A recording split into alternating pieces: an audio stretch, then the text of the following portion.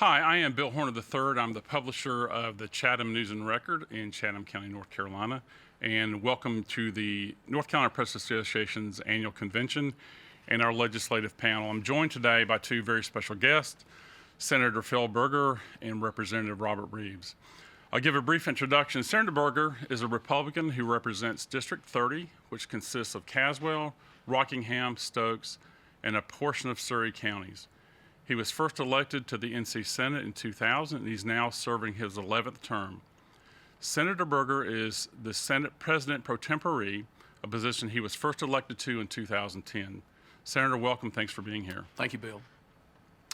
Representative Robert Reeves II is a Democrat representing District 54, which includes all of Chatham County and portions of Durham County. He served in the North Carolina House of Representatives since 2014 and was just elected to his first term as House Minority Leader. Representative Reeves, glad to have you here. Thanks, Bill. So I want to just start off by looking back at our last get-together. The last time that the three of us were on stage together was just about a year ago at the Press Association's 2019 awards ceremony. Now, at that point, COVID-19 was a thing. It was not the thing, but it was just a thing. So nearly a year into a full-blown pandemic, I'd like just for each of you to share with us briefly how you and your families are faring in the pandemic, and maybe a word or two about what's been most significant for you, if you've had a realization or a lesson that you've learned in the last year. And Senator Berger, start with you. Sure. Thanks, Bill. Fortunately, I've done well.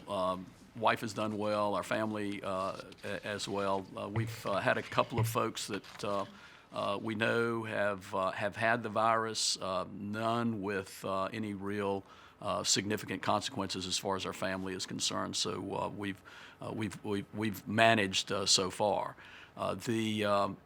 Probably the most significant thing to me has been really the change in how government seems to operate in this pandemic. The thought a year ago that one person could shut the whole state down, regardless of who that person was probably not on anybody's mind. And so that's, to me, probably from a governmental governance standpoint, the most significant thing that comes to mind to me.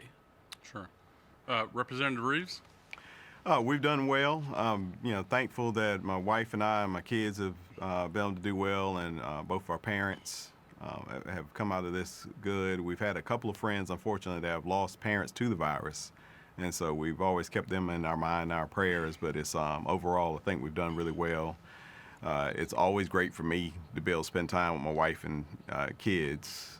We always got, they're at the age now where they still like hanging out with us, so it's been pretty enjoyable in that sense.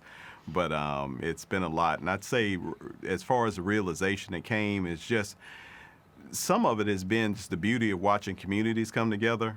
And Bill, I know you know from covering Chatham County, we had a really good vaccination drive last week, and just watching, all kinds of people just doing things to support each other. Watching people that have been dropping food off at families and friends. Even if they can't come inside and interact with them, just seeing that kind of camaraderie has really meant a lot. So I've enjoyed that part, if there's anything to enjoy. Good, thank you. All right, well, Senator Berger, I'm going to start this with you with this next question. As we think about the 2021-22 legislative session, the opening of the General Assembly, this marks 10 years since you became the President pro tem of the Senate. And of course, we're finding ourselves in the midst of an unprecedented public health battle. What are your principal legislative goals for this upcoming General Assembly cycle? And what would you say to the North Carolina Press Association's member publishers and editors and reporters about the importance of this session?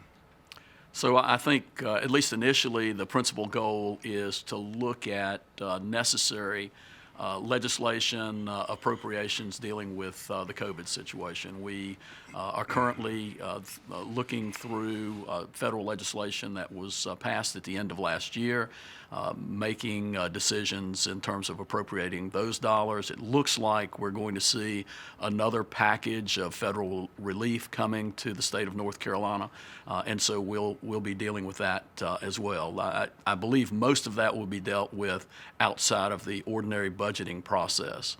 Beyond that, we in the long session generally are focused on looking at the next 2-year budget, so we'll spend a good bit of time on that. As far as priorities are concerned, I think the priorities that I would have would be to make sure that we continue our spending discipline, that we look for ways to provide relief for folks in terms of COVID to the extent that we have the resources and the money can be addressed appropriately. I think beyond that, if we can find ways to reduce the burden on individuals that have suffered as a result of the pandemic or are having some particular problems as a result of something that state government is doing. Of course, we'll have to deal with redistricting this year as well. Representative Reeves, you're in a new position as minority leader in the House. What are your principal goals for the cycle, and share some of your thoughts about why this legislative session is so critical for North Carolinians? Well, this legislative session is so critical for North Carolinians mainly because of what Senator Berger just talked about. We've gone through a pandemic. We've got people that are hurting, and we've got to be focused on what are the best ways that we can help the most people. And one of my goals would be to make sure that we're supporting small businesses. A lot of small businesses already haven't made it. We've lost in Chatham County again, for instance, and the same thing in Durham County, lost several staples of the community that are just gone. And we're not going to be able to get them back. And we got to make sure that these other businesses are able to maintain themselves. We've got to make sure that employees of some of the businesses, obviously, that closed forever, and even businesses that have stayed open but have had to reduce capacity, make sure those employees are taken care of. And so make sure that we got our citizens in the best position to come out of this. The other thing we've got to do is to focus on the 21-22 school year. This past year is what it is, and a lot of kids have suffered. The News and Record reported how we've had in Chatham County a 74% rise in D's and F's. And not only that, but then even the kids that are getting good grades not getting the same type of education that they were getting before. So trying to make sure that we've got kids in the best position in 21-22 to get the most out of their learning experience and get back in school. And finally, of course, tackling healthcare, tackling broadband, two issues that have really bubbled to the surface during this pandemic, and issues we were having even before now. So we want to make sure that those things are tackled also. Right. This next question is for both of you, and I want to ask about the census. The census has just been completed, and I'm just wondering what opportunities and challenges do you foresee with redistricting? And is there any chance for redistricting reform coming up in the next year or so? And Senator Berger, we'll start with you. Sure.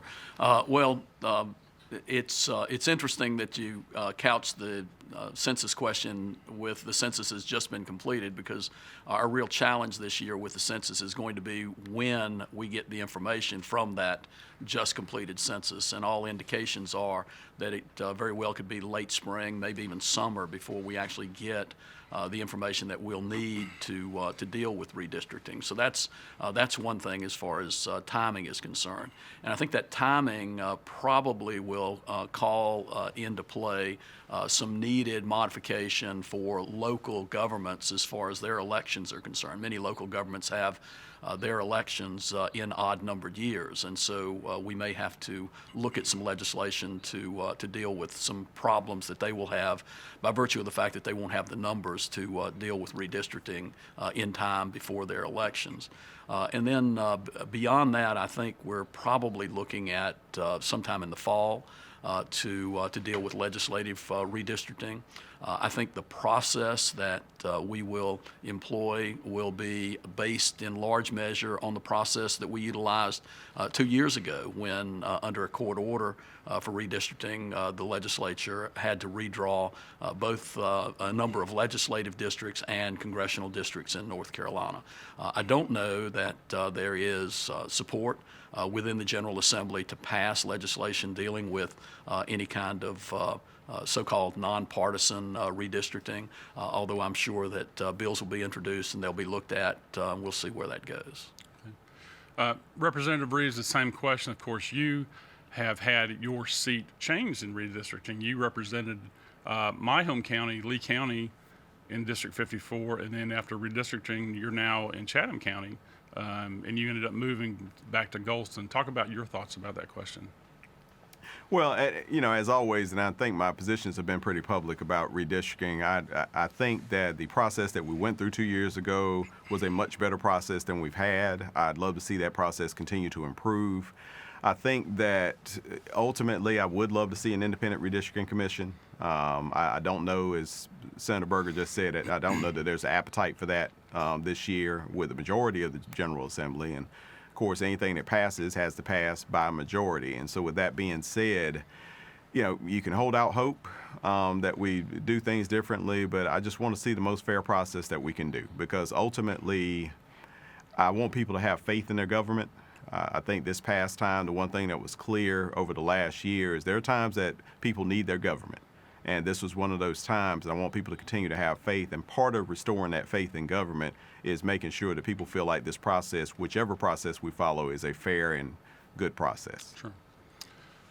Anytime I get Representative Reeves' ear, we always talk about broadband access. In fact, I think back to one interview that you and I did, Representative Reeves, where you made the comment that the General Assembly had in prior years maybe lacked the political will to address problems with broadband access, particularly in rural areas of North Carolina.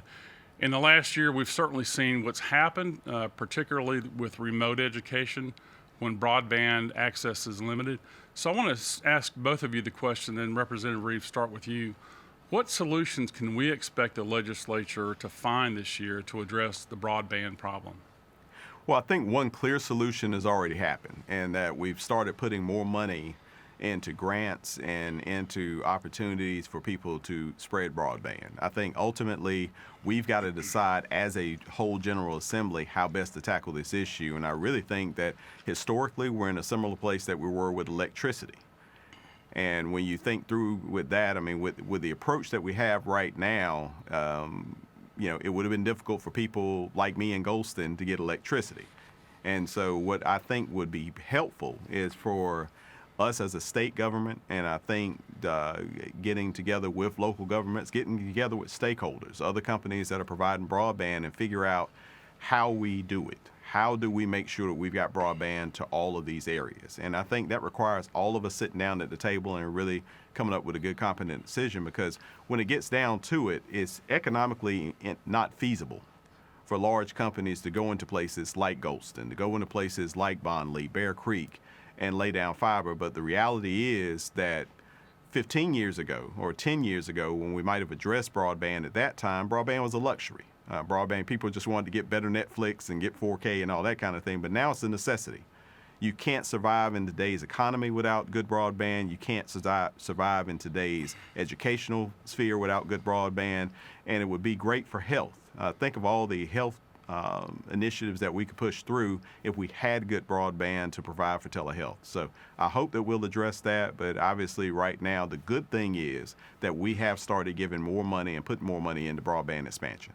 Right. Senator Berger? Sure. I don't think anyone questions the need for increasing the footprint of broadband in the state of North Carolina. And the General Assembly has actually been involved in moving in that direction. The rapidity of the move is something that I think everyone is somewhat frustrated with, would like to see more done faster. We are currently seeing more money going into what's called the GREAT program, which is a public-private partnership in North Carolina to help expand broadband access to areas that are unserved or underserved. We've also seen the FCC in the last 6 months come forward with a plan to address some of the broadband problems through both grants to certain areas, but also an expansion of money going to satellite broadband access.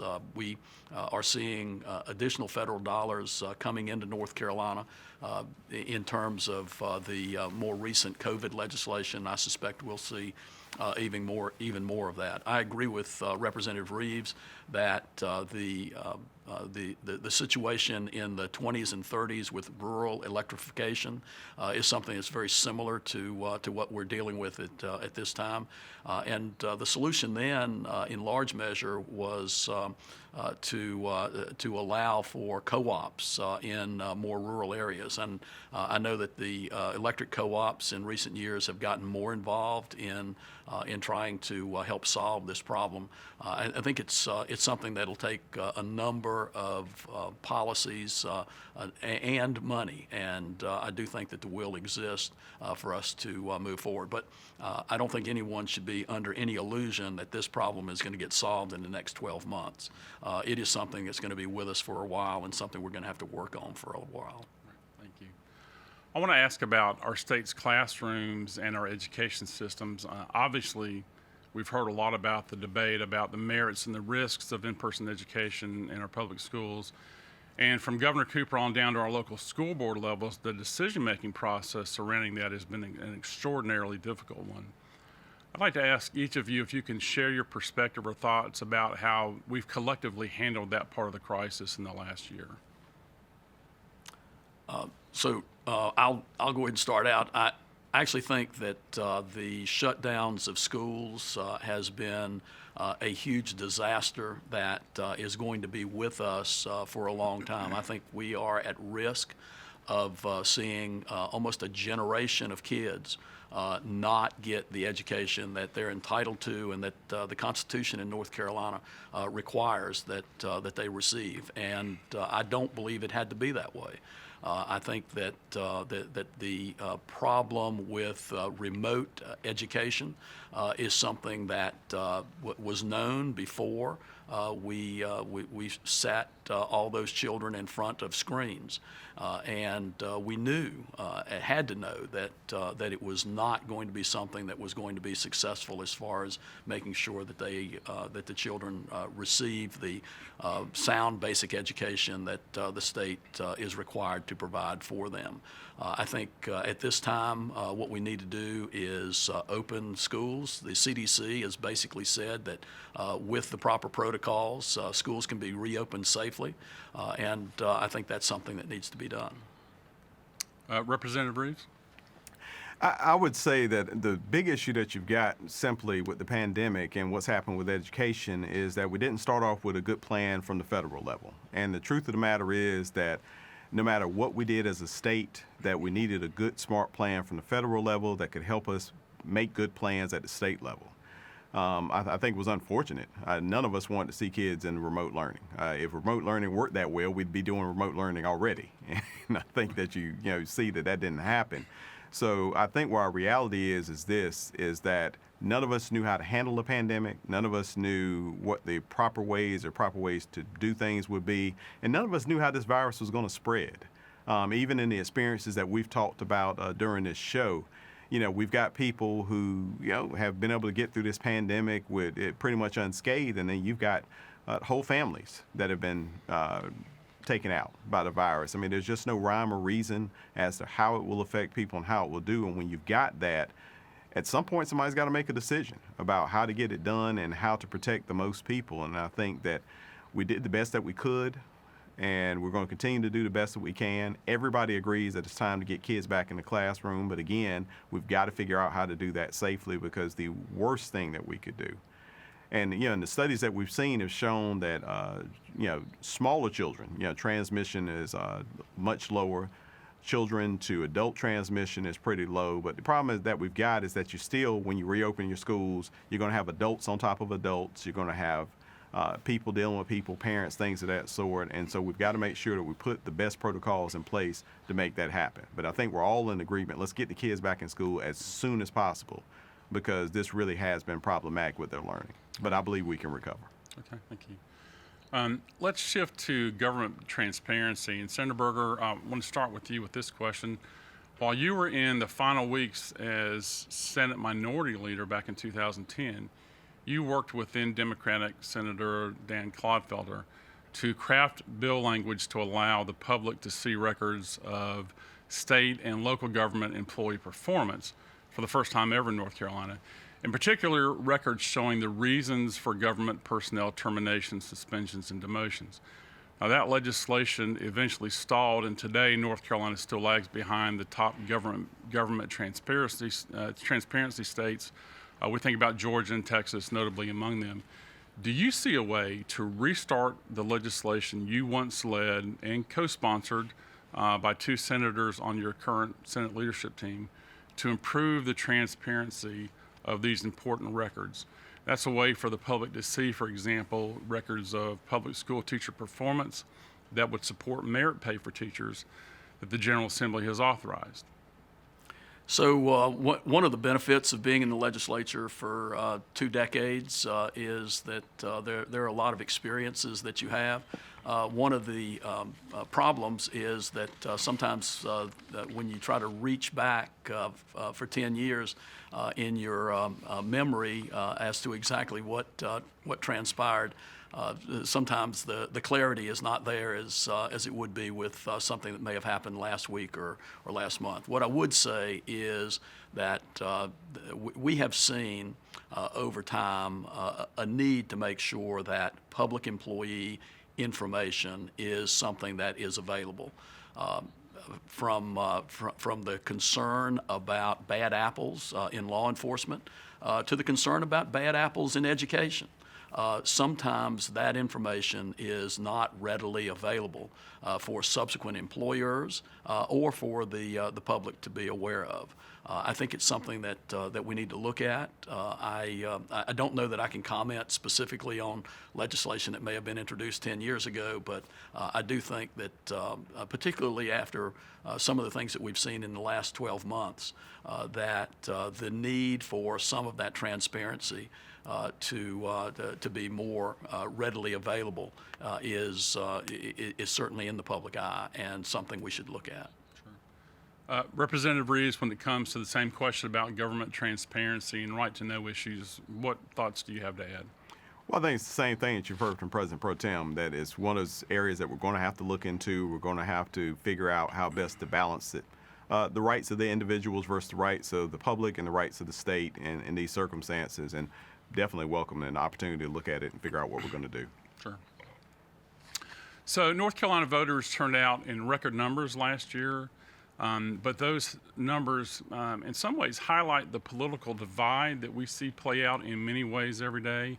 Our state is more partisan than ever.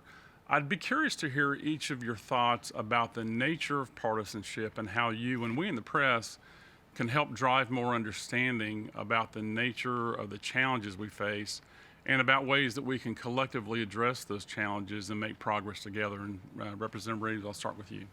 Well, I would just say that obviously the first area that's got to start with the government. We've got to start seeing each other as individuals, not seeing each other as party members, and not seeing each other as collectively being sworn to one group or another. Because what has happened over time and what we've got to remember is even though we can make the separations a lot of times and we can understand, for instance, sitting in that building, and I think President Pro Tem would say the same thing, we work together most of the time. 95% of the time we work together and work well together, really do some great things. Those things aren't highlighted in the press. And that's not a criticism of the press, but it's the nature of the business that we're in right now. But we as government officials also have an obligation to make sure that when we have differences, that we understand that how we express those differences matters as much as what the differences are. So if I have a difference of opinion on a matter of policy, that doesn't mean that the person who has the other opinion is a bad person. It means they have a difference of opinion. And I think that when we start grouping, and this happens in any aspect of society, when you start grouping people together and saying that you all are this, you all are that, then what you get is a divide. And I think the more that we see each other as individuals, see each other as people, that we interact with each other, then we as government officials help the problem. But then once we start doing that, and it's incumbent upon the media to highlight that. I think highlighting when we are able to work together, making sure that we're not separating people into two groups, because here's the reality. Right now, you've got 3 major groups in this country politically. You've got Republicans, Democrats, and unaffiliated. And the truth of the matter is this, with this many people in one country, heck, and it's just 10 million people in the state, we don't fit easily into 3 groups. All of us have aspects that could fit us into any of those groups. So again, make it about individuals, not making it about party, is how we get past that partisan divide. And we'll become better, because the truth of the matter is none of us owns all the great ideas. The next great, business person, doctor, the cure for cancer isn't going to come because of party affiliation. It's going to come because we've created an environment so that any person under any circumstance has the opportunity to be the best they can be. Sure. Senator Berger? So I can't think of anything that was just said that I would disagree with. I think it's important that we understand clearly that just because there's a disagreement on policy doesn't mean that the other person is a bad person. And I think, unfortunately, in the times that we have, the media bears a great deal of responsibility as far as that is concerned in articulating some of the reasons for differences that people may have as far as policy is concerned. The other thing is, I like to talk in terms of common ground. I think it's important for both sides to look for common ground. But in some areas, you're probably not going to be able to find something that everybody can agree on. And at that point in time, our system is set up. We have a representative government, and our system is set up so that majorities make decisions.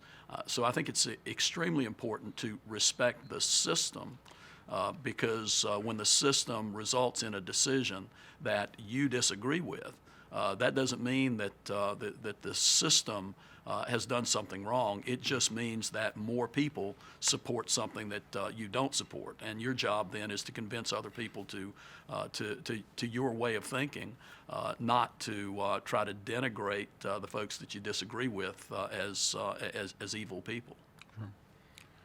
I want to thank both of you for your generous time today, and I just want to give each of you an opportunity to share any final thoughts or final words for our audience. Representative Reeves, I'll start with you. I would just say, one, thank you for the opportunity, Bill, and thank you, President Pro Tem Berger, for being here also. But I hope that the lesson that we've learned over this last year is how much we mean to each other. We are getting through this together. We're doing what we've done together, and I appreciate the opportunity to be part of the solution to help us move forward. So thank you. Thank you. Senator Berger, I'll give you the last word. Sure. Bill, thank you to you and to the Press Association for providing this forum for us to discuss these issues in. I appreciate the opportunity to be with you and to be with Representative Reeves. I look forward to the upcoming session. I would reiterate the importance of the press and the responsibility that the press has in our system of government to make sure that the public stays informed and that those people who have the authority to make decisions are held accountable for the decisions that are made. So thank you, and I wish Representative Reeves and other members of the General Assembly a good session this year, and I again thank the Press Association for this opportunity. Well, thank you. Well, on behalf of our members, thank you for your time, and I really hope that this time next year we're all in the same building right now, but we're actually in 3 different studios. So I hope that next time we can share a stage again for your thoughts to our members. So thank you again for your time, and for those of you watching, thanks for joining us.